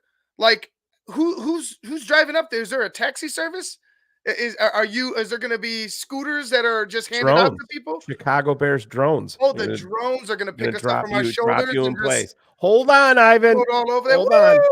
Yeah, it's the most ridiculous. You're gonna have Bo in your backpack, and you're gonna get Yeah, dropped off the game. me and Bo are going to be dropped off in our seats. But I don't see this, Shane. I don't. This is just another.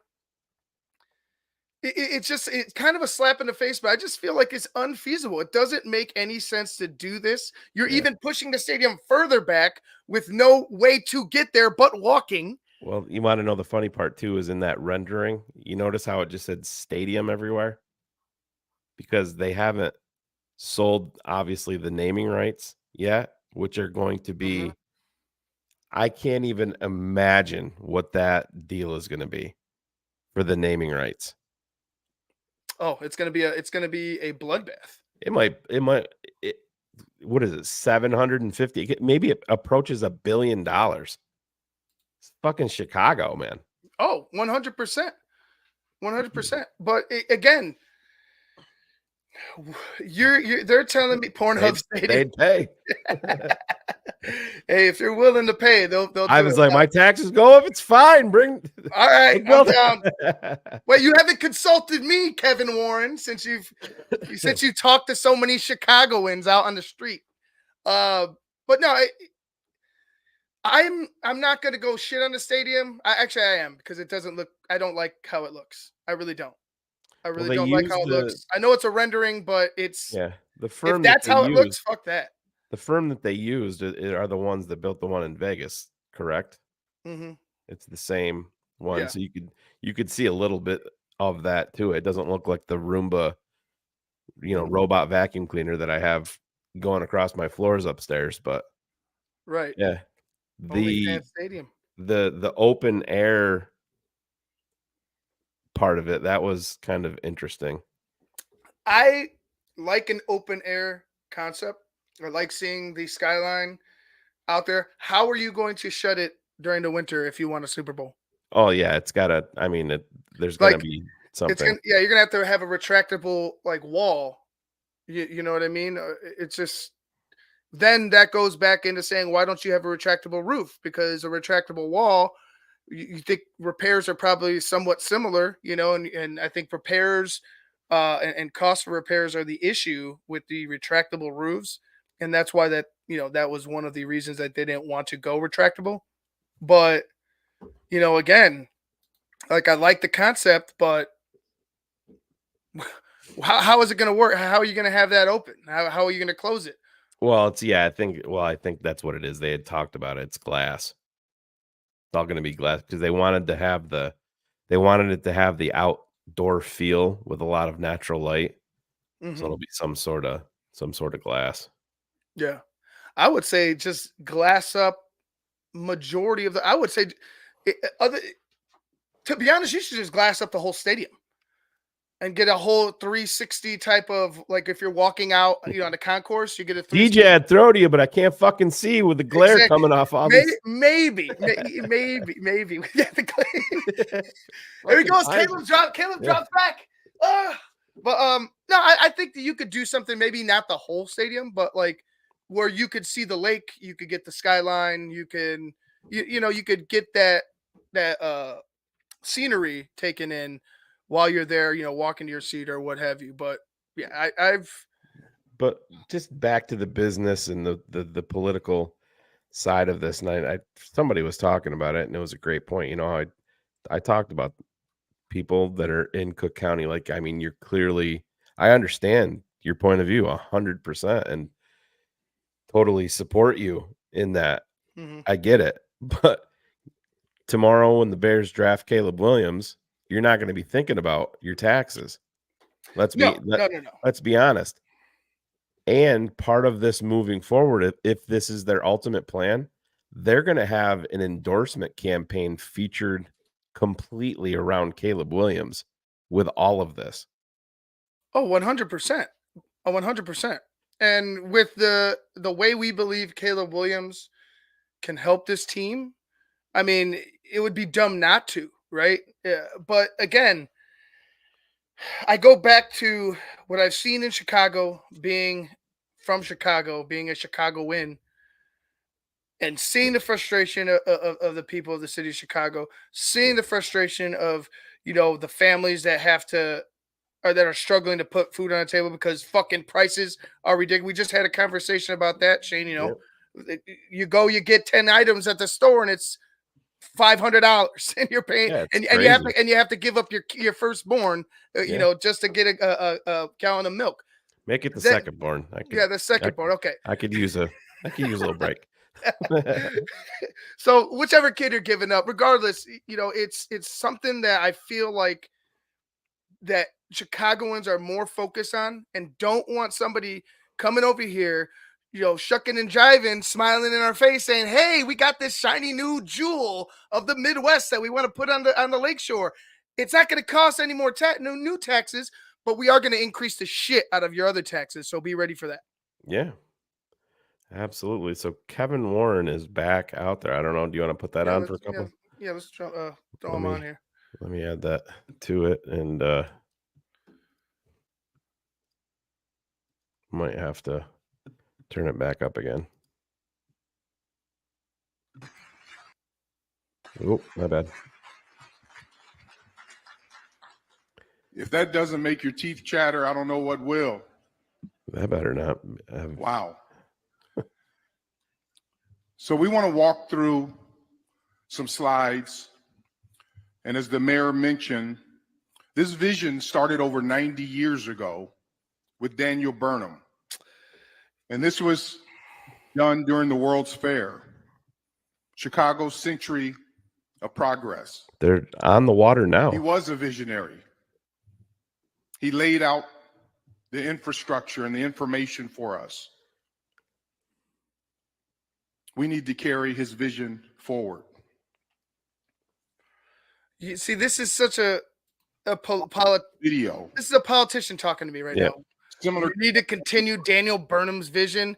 Come on, man. Integrating the From museum 1933. campus. From As the 1933. mayor alluded to, open space for our children to be able to play. There's schools here in Chicago don't have a school to play high school games on. That should not be the case. I'll be right back, Shane. I got So a this phone is call the I gotta vision hit. here to integrate this campus. We have the best museums in the country. We have the most beautiful lakefront.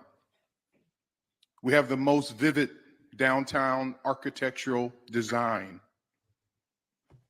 And this affords us the opportunity to be able to bring this all together in the greatest city on the planet.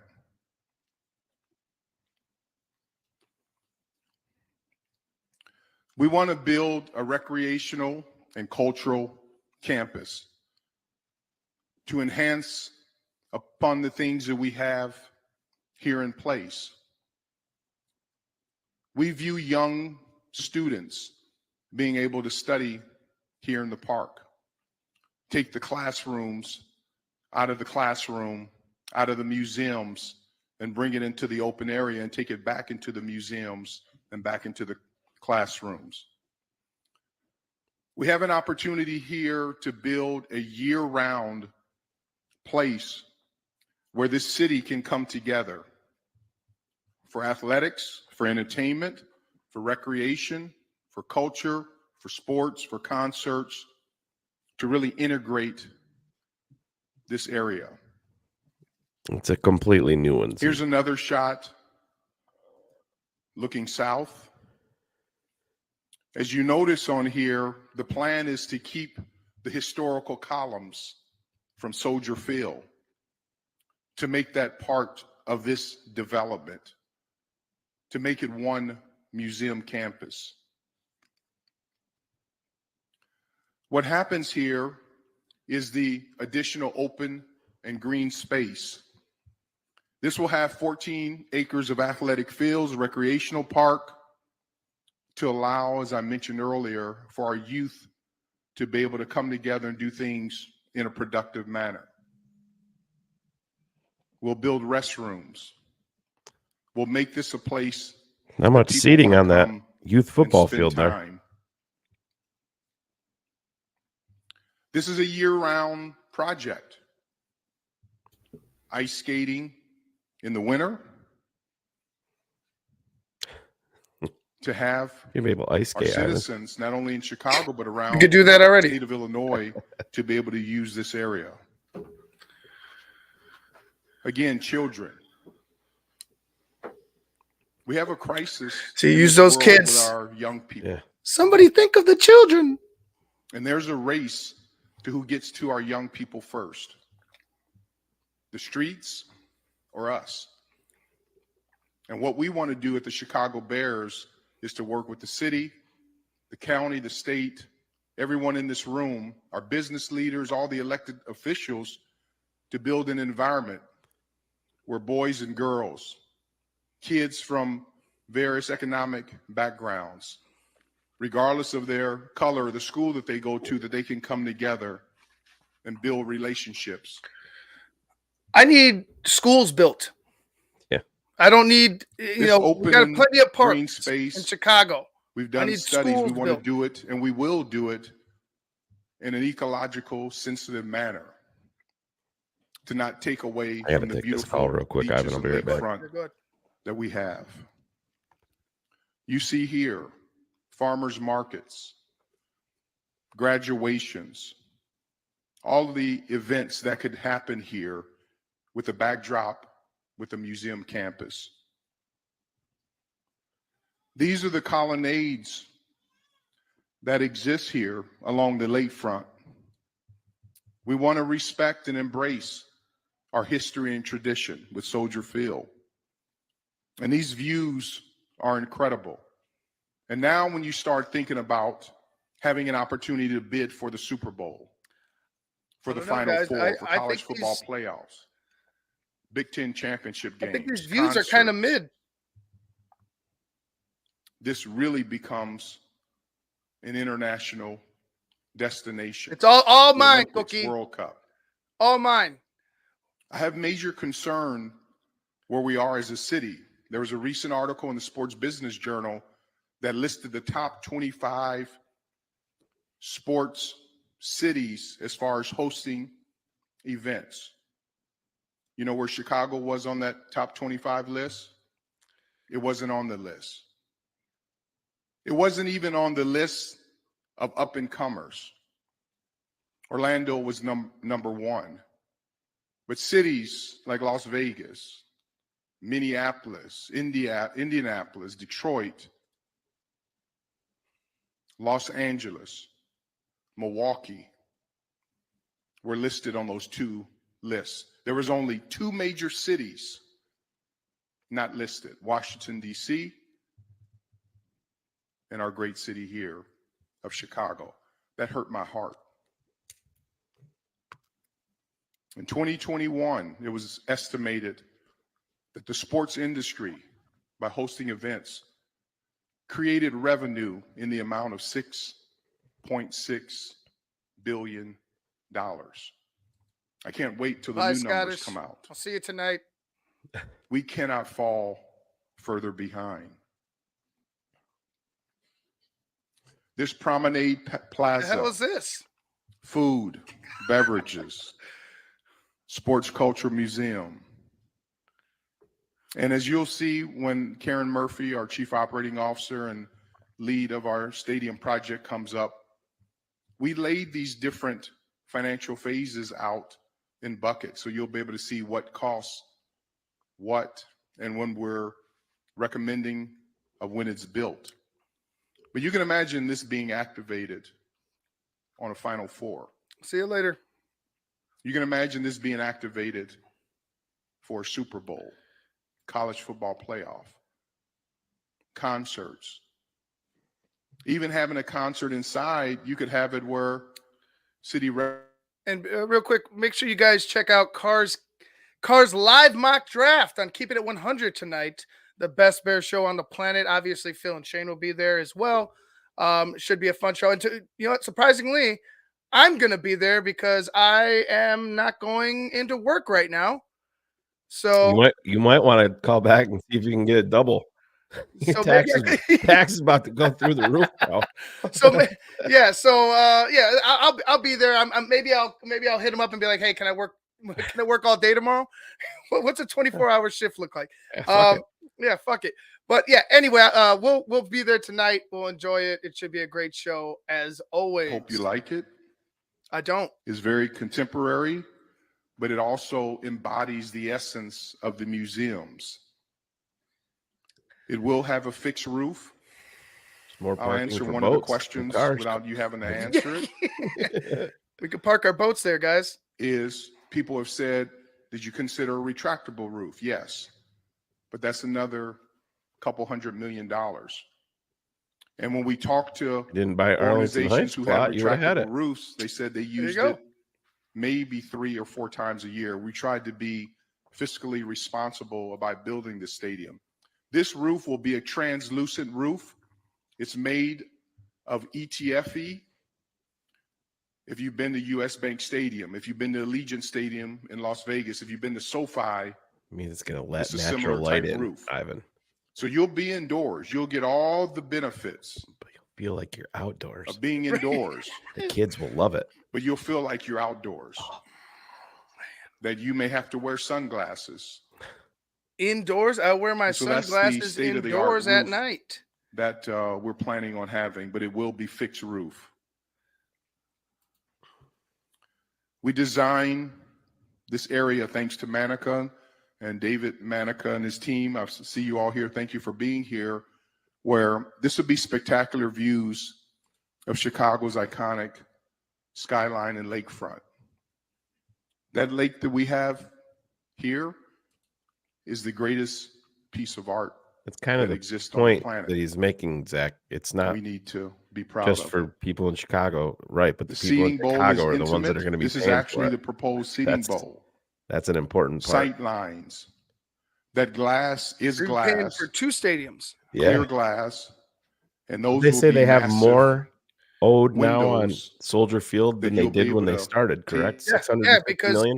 Because we've been paying nothing but fucking interest since they've built the damn stadium. So it's just been interest payments and nothing has been getting, taken away. It's actually we've accumulated more debt. Yep. At the Super Bowl, you got the sense that that was almost like a small high school, college stadium, but it was an NFL stadium. It's very, very cozy and warm. As you can see, we'll be designed to host global events like the World Cup, FIFA, and other soccer events. The layout will be able to have concerts. Many of you went to Taylor Swift. You saw what that did You knew she was going to get wedged for our in there. city. Many of you went to Beyonce. You saw what that did to our city. I was at the second night of the Beyonce concert, and if it had rained 15 more minutes, there would have been no concert. And what we're starting to recognize is that there are many entertainers who would look toward coming to our new stadium to be able to do an in-house residency. Instead of coming for 2 days, they may come for 20 days. But there's so much we can do here from a concert standpoint. And then this shows just local to medium to small community events that can take place inside. You can have Our Bo's- state high school Bo's football birthday party championship there, games. Ivan. should be I played just because it's in our mine new stadium. Yeah, because I own it Honor $147,000 for 6 hours. for 6 hours. Final Four. Women's Final Four now has become as popular as the men's Final Four. We should be able to get both I'll of just those back pay it, events Shane. here. I'll do. Yeah. I'll get Final a Four would Shohei sit about contract. 77,000 seats That's here right. Deferment. Defer it in all. our new stadium. Super Bowl. How many people would love to come? The Fighting Irish might be to a able to Super play in the Bowl Poolin Weed Eater Bowl Chicago. in downtown Chicago at some point. Everyone. and win. All right. We have some of the greatest hotels in the world here, greatest restaurants. You can walk from downtown. You have the lake, you have the museums. This is the best city in the country from a Super Bowl standpoint. 2 world-class airports, private airports. This is an ideal location to host the Super Bowl. When I think about it, to think that Chicago and all that it stands for, with That all the world translucent roof is championships going to be here, beautiful once you get past all of the and we've rafters that never are up there. hosted Yeah, right. Super Bowl, and we've never hosted The Final shadows Four. everywhere. You're gonna see 1 or 2 That should not stars after you're exist. looking past the I-beams and shit. One of the items, and the mayor alluded to this, is our diversity, equity, and inclusion plan. We are focused on what will make this project special. In Minnesota, we leaned into our DE&I plan. Alex Tittle, who worked with me in Minnesota at US Bank Stadium, is here today. We have local individuals that we're working with, but as you can see, we'll have multiple phases here. We want to start this early, this process of making sure that women-owned business, minority-owned business, people of color are given an opportunity before the project even starts to be able to build their businesses in a manner so this can have a multi-generational impact. Not that it becomes just a good job that will happen, but to lean in some of these women-owned, minority-owned businesses that 3 and 4 and 5 generations down the road, that their families will be able to look back and say, thanks to grandma. That's when the Thanks to stadium will be grandpa. paid off too. That they got 3 an or 4 opportunity generations. to really activate their business in conjunction with the city of Chicago and the Chicago Bears on that stadium project. So we'll have different phases.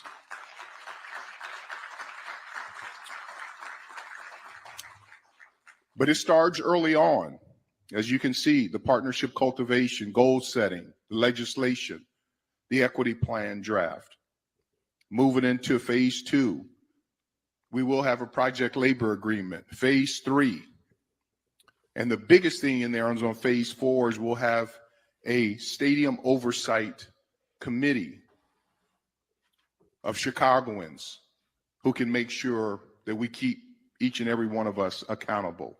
Key partnerships from a city and state government, community-based entities. We have some of the greatest workforce development and business associations here in the city. And you know a lot of them. They're here. In Minnesota, we had to go and really activate a lot of those organizations. Here they exist. They're ready to work. They're talented. Part of me feels like they're going to start speaking hiring of migrants to build this. Because I'm a stadium, real bro. estate Like, nerd I don't know. at heart. I mean, I don't know. love real It's- estate. One of my first summer jobs was working concrete for a real estate company and a construction company. So when I travel to cities, I look around and I can tell about the vision and the wisdom of the people of that city based upon the number of cranes in the sky. Look around Chicago. I know the mayor is doing all that he can with his leadership to lean in to get economic development going. We want to be that catalyst. But we need more cranes in the sky here. And that's why I want us to get beyond picking on what's wrong with this project instead of saying what's right with it, because our people need to have an opportunity to go to work and take care of their families.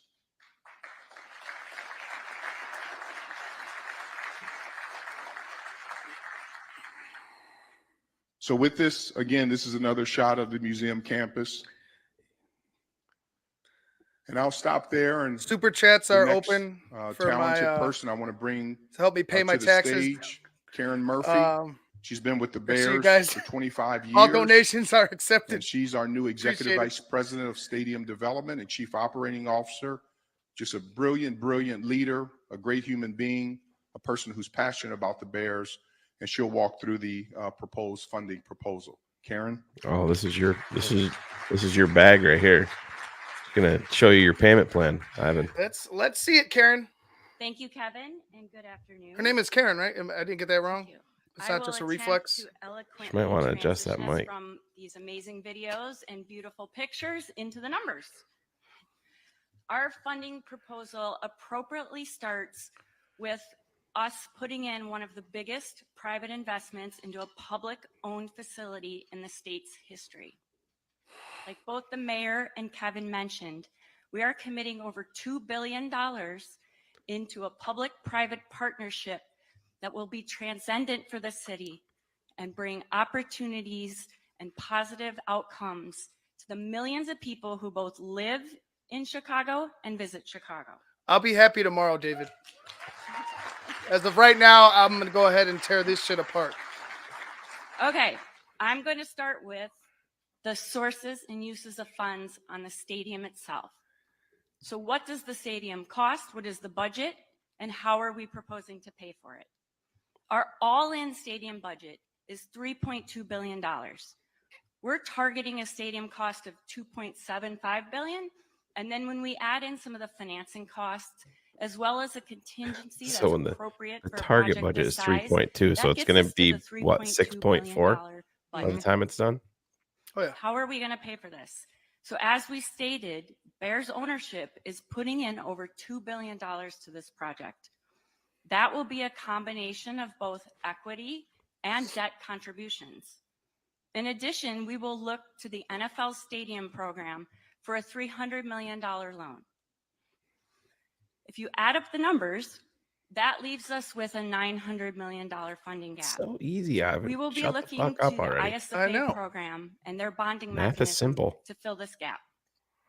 I'll get into the details of that on the See, next slide. they're only paying $2 This billion. private investment puts us at over 70%. You know what I'm saying? They're paying $2 billion. We got to only pay what? One of the largest private $700 million? investments into an Like, NFL don't be so stadium selfish, in Ivan. NFL history.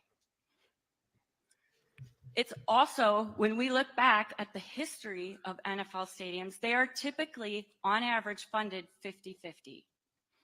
So we are incredibly proud to bring this private investment to this project. Thank you. I also want to point out that now is the time to act. There is a significant cost to waiting. Soldier Field is the oldest stadium in NFL. It will be 100 years old this season. Our renovation is now 20 years old, and the cost to maintain this building gets more and more expensive each year. Every year we wait, due to the cost of inflation to start this project, that funding gap, that's $900 million now, will go up over $150 million.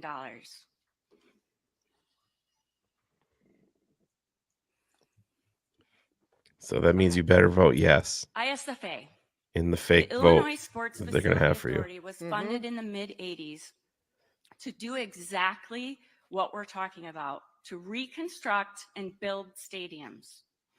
It's going to be an Funding online poll mechanism that for the closes at ISFA 5. is a 2% hotel tax that is already in It's going to place. be a link in the next lunch with We Larry. are not, I repeat, Click below. not looking at any additional tax buckets for this project. Our plan is using the ISFA hotel tax that's in place now. There are two things we're looking at with this proposal. One, we would like to refinance the existing debt that's outstanding on both the guaranteed rate and Soldier Field stadiums. There's a problem. Tourism took a doing huge that hit in Chicago. and There was a extending lot the of debt empty out, hotel the rooms bonds out in for these 4 past few years. years, especially You since will after, free up enough post-COVID. capacity There's still that been we a believe huge could get hit close to to or the exceed to $1 the billion. tourism and the hotel We are industry using in the city of conservative Chicago. So it's hotel like, growth rates. again, We I'm are just looking expecting at taxes to fiscally increase, responsible not necessarily bond gain new coverage taxes. ratios. This is just And we're also a looking at sleight of opening up hand. a liquidity reserve. Yeah, it's just a which sleight of doesn't hand of exist words. today. That's what On they're day doing. one, we are going to put money into a fund that will protect the city of Chicago for an unexpected drop in hotel revenues. That reserve fund will be available on day one. Okay, so that was the stadium project itself. Now I'm going to turn to the infrastructure piece. This site has long needed improvements to its infrastructure. Even driving here today, it was a challenge to get to. I know many of you who've been to events here on game day or concerts know that getting in and out of Soldier Field has been a challenge. And so we have looked and we have told our consultants, we want you to think boldly. Give us all of your ideas for this campus. How can we make improvements? We've really Ezreal was broken this just down thinking into 3 that same phases. thing. So the She first sounds phase nervous. Yeah, big time. is You can hear around it in her voice. $325 million. This is the infrastructure needed to open the stadium. All in, our stadium project is $3.5 billion. It is $3.2 billion for the stadium, and it's $300 million, just over $300 million in infrastructure. The second 2 phases, we believe, will both maximize this site as well as bring additional opportunities for publicly owned amenities in the parks. We've been working closely with the state and looking at different available funding sources, if it's the state or the federal government, on how we can make it happen. For us, we need the $325 million to open the stadium. I will remind everyone too that these infrastructure projects drive jobs and they create economic impact. So with all, we would be excited if Yeah, all 3 you'll get a phases bunch of happen. guys from Indiana coming We need over phase that 1 don't to pay happen taxes in for our Illinois. project You'll get some specifically. people from Wisconsin, out of state. Hopefully, I mean, they get a lot of contractors I'm from gonna the state, focus but on traffic for a minute, because again, like I've said, it is a bit of a challenge getting to Soldier Field. And these traffic improvements are a subset of what I presented on the 3 phases. Our first phase is looking at different interchanges, different roadway improvements, better ramps. We're looking at the 19th Street interchange. So right now it's 18th Street. We would have to move that slightly south. That would become 19th Street. And we're also looking at bringing a whole new way Just a to slight get on our movement, campus from the Ivan, south, to a major Lakeside East, roadway. and being able to tie that in to the south parking lot.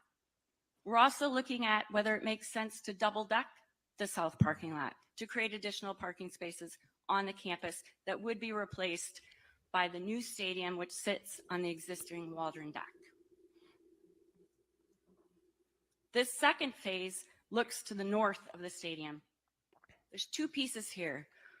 We've looked at, can we remove the parking, can we remove the light that's on DuSable Lakeshore Drive at McFetridge and create a better intersection and grade separate McFetridge between auto and pedestrian traffic. This will improve the safety.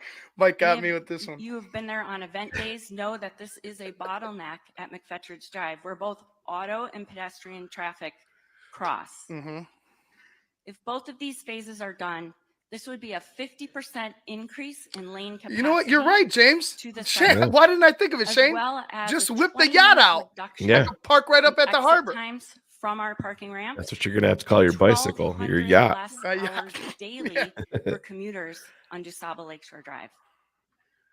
I'll go get a punt. Starts The paddling. economic impact. This is something that both the mayor and Kevin hit on.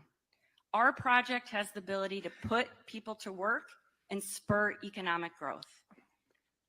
We hired an outside consultant, an independent consultant, to come in and help us understand what could be the impact of this project on the city, on the region, and on the state of Illinois. We've broken this into 2 pieces.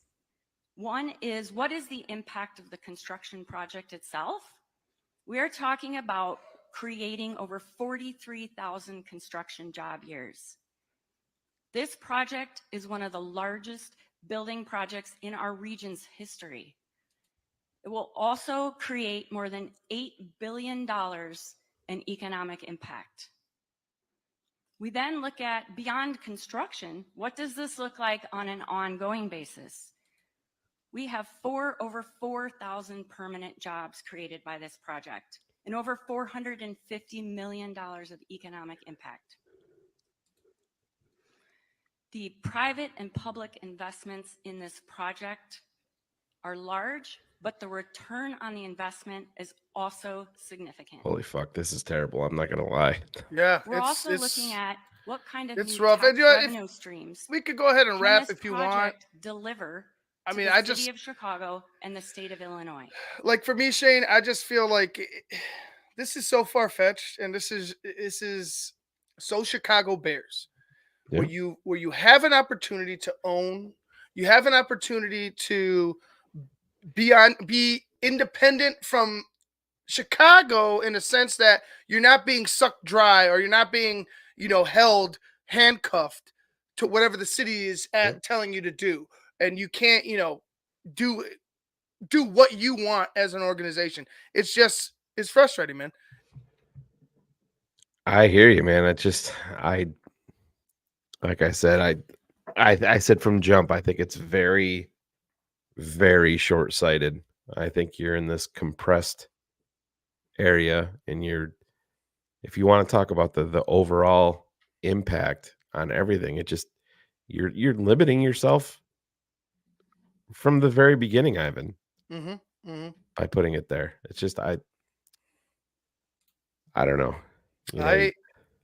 I just think that the Chicago Bears as an organization, I think us as a fan base are better off. And it sounds crazy. I know to meatballs or to people who are just never Arlington Heights, you just don't know if the grass is greener, and I believe the grass will be greener not only for the Bears but for the fan base, for the for the city of Chicago in itself, because you're gonna have an opportunity to continue to build on the lakefront, but you're gonna turn it into something different. Maybe something that doesn't screw over the taxpayer with a smile on your face. You know what I'm saying? Like that's kind of where I'm at. Will it hurt seeing the Bears go? A little bit. But then again, I'm gonna imagine going up to Paradise. And you're still going, and you're still gonna go to games. Absolutely, bro. Right. Absolutely. So to me, this is all, I thought they was gonna give maybe something more concrete, but it was a circle jerk for the most of it. And then seeing the renderings was probably the best. Like, I guess it was the coolest part, but even the renderings didn't do it for me. Like, I don't know, the stadium design it looks basic. I'm not saying I need some type of Art Deco type of masterpiece, you know what I mean, like some type of crazy shit, but at least make some type of personality to it. I did like the park, that was in between the pillars. I do really like that idea, but again, when it comes down to footing the bill and it comes down to, hey, how is this going to impact the city of Chicago? Really, I just don't believe in what they're telling me right now. Do you want to address Joey? I mean, yeah, if the ice cream was shit, right? I mean, if you had chunks of shit in your ice cream and it was free, I would complain about it, Joey. Yeah, I don't know. I lost any momentum that I had the way that it all started off, and it just didn't. The beginning of all this wasn't great for me, but as I said, Ivan, it's just one of those things, man. I don't live there, and that is a big part of it. You know what I mean? You're directly impacted by it. Each and every day of your life, everything that you do is going to be impacted by this decision. So,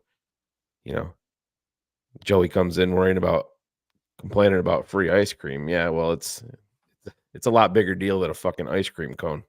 Hate to break the news to you. It's as if you went ahead and say, "Hey, I'm going to get you ice cream. It's free," and then you took a big ass shit on the cone and handed it to me. That's my complaint. Yeah, no, I hear you, man. It's very Bears. And this is the point that we were hoping that we were beyond. But again, in a few short hours, this is all going to get swept under the rug, and we're all going to be partying like I said, and again, you're absolutely right. And tomorrow, I'm going to put this on the back burner, like the far back burner, Sure. and we're all going to celebrate. I Yep. mean, we're going to And they celebrate. know that. They know that. And That's why this was. That's why this was today, bro. exactly. They're not dumb. They know we're about to be very, very happy as a fan base. So they're going to give us the bad news before they give us the good news. And it is what it is. But anyway, guys, we're gonna go wrap here. We've been on since 11. I've been blessed to have Shane join me on this episode of Another Bear Show. Broke down Ryan Poles and Ian Cunningham's interview yesterday. Talked a little bit about that shit show of a press conference today. Was it the worst you've seen? Was that one of the? No, the presser with Nagy and Pace and Ted Phillips and George, the collaborative Mhm. effort, that was the single worst moment, worst presser that I've ever been associated with for me. Right, for you. Yeah, I could that one was rough. I can't really tell which one. I mean, there's been so many bad Nagy ones. There's been a couple Flus ones that I've been annoyed by. Tressman, Jesus. But yeah, this one, it just I didn't know what we were gonna get out of this. I thought we were gonna Right. get more of a direct approach where it's like, this is what we're doing, this is what we want to do. But it just seemed to me like they're blowing smoke up our ass. Smoke and mirrors, jerk you off, I jerk, you jerk me off, I jerk you off. We're fucking, we're all happy, a happy family. We do it together, collaborative. Oh yeah, by the way, this is all the shit that you're gonna need to do on top of that. I got to take this call real quick. Go ahead, Shane. So for me, I've just it was a press conference that didn't need to happen. You could have just showed the renderings and put out a statement. But again, I really feel like the mayor is in dire straits when it comes to his reelection bid. He needs this to pass. He needs to show that he's trying to bring in revenue and build infrastructure in the city of Chicago. You guys from Chicago, Chicago politics. From Illinois, you know how this shit works in here. Chicago is grimy. Illinois is dirty, and they go hand in hand. But nonetheless, like I said, it's whatever happens is going to happen. But tomorrow is going to be a day that we're going to all remember. And I can't wait to go and actually be on air talking about it and getting ready for the first pick in the NFL draft is.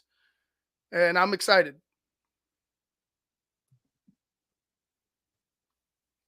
You excited, Shane? Oh, I'm sorry, I was on the phone. I was No, just say you're excited for tomorrow. Yeah, I'm excited. Fuck yeah. Fuck the taxes. I live in New York. Yeah, Shane, Oh wait. fuck them taxes. Where the taxes are equally horrific in literally every facet of my life here. But yeah. Absolutely. But anyways, guys, before we get out of here, make sure you go ahead, check out tonight. Keep it at 100. Cars live mock draft, the best bear show on the planet. DDP and Shane will be there as well. I'll be there also. So it'll be a full house. It'll be Cars' live mock draft. We all love cars, and I'm interested in seeing what he decides he wants to do in his draft. So it's going to be fun. Yeah. And just so everybody knows, this isn't what Cars wants. Cars does his mock the night before the real draft under the premise of what he thinks Ryan Poles is going to do. So that's the way that he works it, just so everybody knows. Okay. All right. Well, anyways, guys, we're going to wrap things up. For Shane Marsaw, I'm Ivan Vargas. You've been watching Another Bear Show on the best network on the planet. The Tape Never Lies. Make sure you like, share, and subscribe. Become a patron today at www.thetapeneverlies.com. We'll see you later on tonight. Peace.